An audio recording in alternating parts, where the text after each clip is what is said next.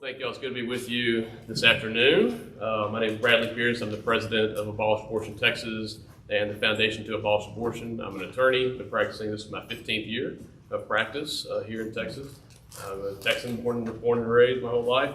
And I'm here to talk to you about the legislative priority of abolishing abortion, and specifically about the phrase equal protection in there, because there's some people, I don't know if it's in this committee or where, but I've heard people just all around that have a misunderstanding about what that phrase actually means and why it's so important. First, I just want to say how grateful I am for this committee and the work that this committee has done on the issues that are at the heart and soul of saving our state and saving our country and fighting so that we have something to give to our children. So I appreciate your work here on that. Jill and your leadership of the committee, John and your leadership of the subcommittee on abolishing abortion, thank you very much for that and for your support. We're very grateful for that. As you know, abolition has been a legislative priority for the last three Republican Party of Texas conventions since we first started pushing it back in 2016. And that has the phrase equal protection in the legislative priority, which says, as I'm sure you're very well aware, more than anybody else, it says abolish abortion by ensuring the right to life and equal protection of the laws to all preborn children from the moment of fertilization. And it's not just in our priorities, it's in our principle of the party, which says, which, as you know, again, a lot of people have to educate them about what are the principles. They're the heart and soul of our party. They're what, hey, we may disagree on a few planks here and there, but this is what every Republican this is what we believe. This is what it means to be a Republican right here. You don't have to agree on every single plank, but you need to agree on these. And the principles say, we believe in the sanctity of innocent human life created in the image of God, which should be equally protected from fertilization to natural death. Love both of those statements. Those are both great. So what is equal protection? That's the question. And it's really very simple. That is that the laws that protect you and me also protect babies before they're born. That's it. That's what equal protection is. The same laws that protect my life, to protect your life, to protect my born children's life should also protect children before they're born.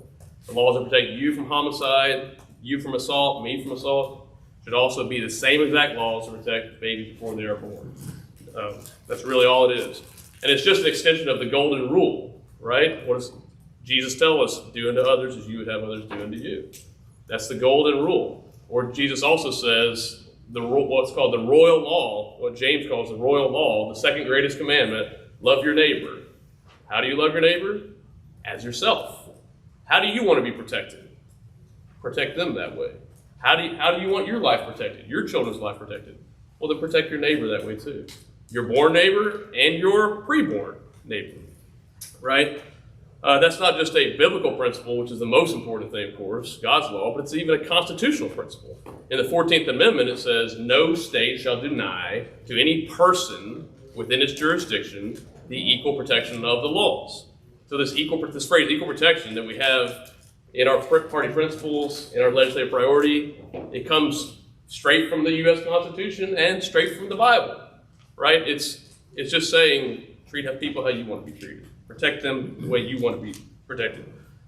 And I'm a Christian, and that's at the heart and soul of everything that I do. So I look to the Bible for my ultimate standards. The Constitution is super helpful, but it's not inspired by God. Now I think God has had a hand in it, but it's not perfectly inspired by God like the Bible is.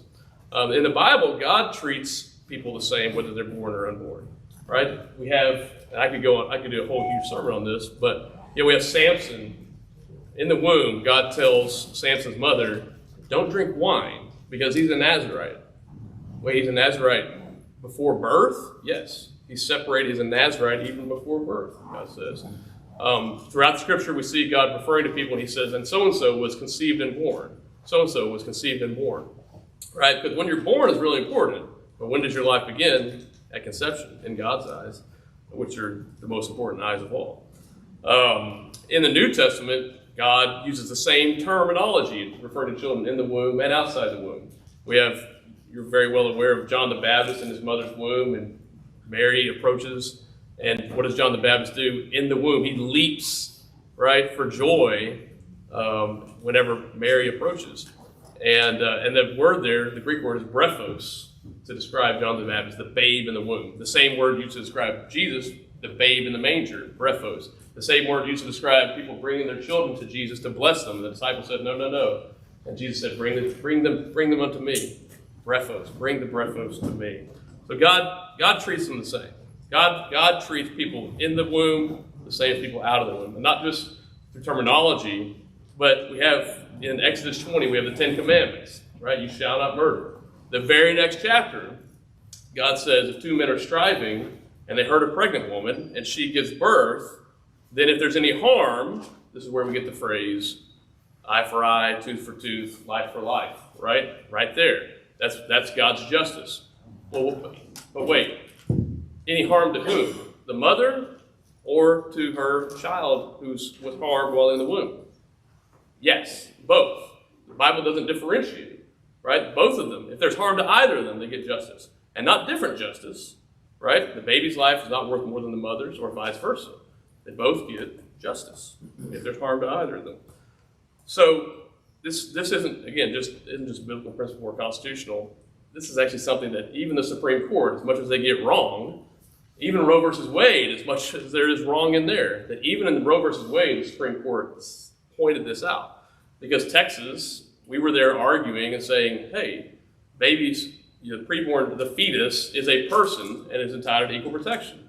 And as you know, we lost that case, right, 49 years ago, last month. And the Supreme Court actually pointed out to us then one of the big reasons why we lost that case is because our actions speak louder than our words. The Supreme Court said, and I'm quoting from the Supreme Court majority opinion in Roe versus Wade from 1973, it says, when Texas urges that a fetus is entitled to 14th Amendment protection as a person, that is, equal protection, it faces a dilemma. If the fetus is a person, why is the woman not a principal or accomplice? If the fetus is a person, may the penalties be different. Right? That's what the Supreme Court said. Those aren't even my words. That's what the Supreme Court said in 1973. If you really believe that a fetus is a person, right? Well, any parent, they can't intentionally cause the death of their born children, right? Or that's a crime. I don't care whether you're mother, father, grandfather, whoever you are, right? It's a crime for anyone to do that. But at the time, in 1973, our laws in Texas said that, well, that doesn't apply to the mother. And the penalties, even for the abortionists and those who help, are much, much lower. And the Supreme Court said, then you're not treating them like a person, because you're not providing equal protection. You're up here saying that a fetus is a person, we should give them equal protection. You're not even giving them equal protection in your own laws. And I believe that's why we lost Roe v. Wade in 1973, because actions speak louder than words. We lost that case then, we've been losing it ever since, because we didn't get the hint, the really major hint, that, hey, if you want us to legally treat them like you're under the Constitution, treat them like they're persons, then you should do that in your laws, in your state. But we didn't do that. So it's a really important thing. I believe it's the not-so-secret weapon to defeating Roe versus Wade. It's not so secret because they told us. But we haven't gotten it for 49 years, so that's why I believe we've been wandering in the wilderness for the last 49 years. We haven't been able to do it because we say at our rallies and our publications and our ads and all this stuff, a fetus is a person, right? Babies from moment of fertilization. We even have in our Texas Penal Code 1.07, we have a person defined as a living human being from the moment of fertilization, right?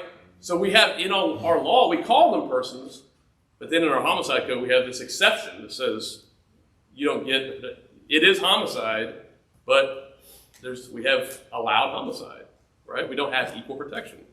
So that's why our actions have been speaking louder than our words. So we can say at our rallies, a fetus is a person, but until we're willing to provide them equal protection, we're not really treating them like they're persons. So that's what that's all about. That's why that phrase equal protection is so important. It's part of our priority, it's part of our principles, it's part of the U.S. Constitution, right? And it's straight from the Bible, and it's how God treats us. We're equally valuable because we're made in His image. When are we made in His image? Not at birth, at the moment of fertilization. So that's why that's important.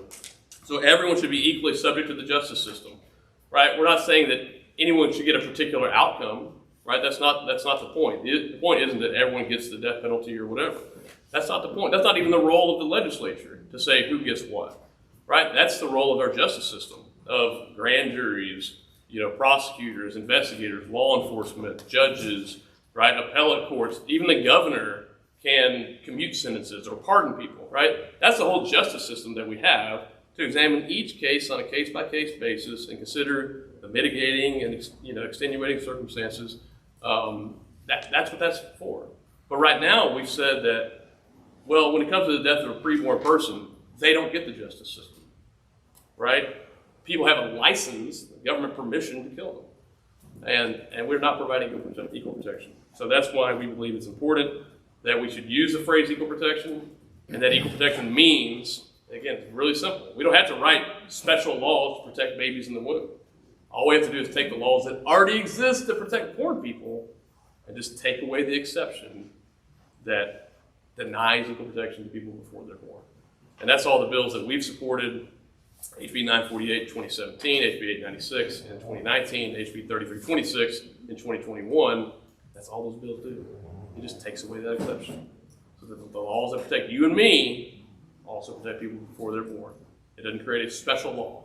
It puts us all under the same law, which is what equal protection is all about. So ultimately, I know there's some politicians who oppose equal protection.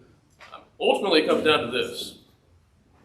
If you oppose equal protection, then you either do not believe that a fetus is a person, because the Constitution says, right, that no state shall deny to any person within its jurisdiction the equal protection of the law. So you either believe that a fetus is not a person, or you're okay with violating the Constitution, right? And you're okay with violating God's law. That's ultimately what it comes down to. So anyways, I just wanted to give you all that. Just quick info about equal protection. We made this handout with some more information in there. This is an argument that we've also made to the U.S. Supreme Court.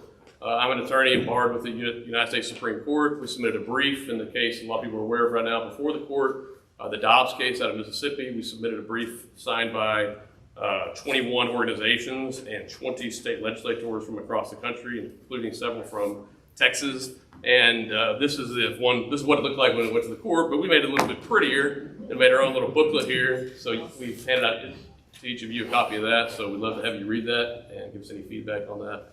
But thank you very much for the opportunity to speak.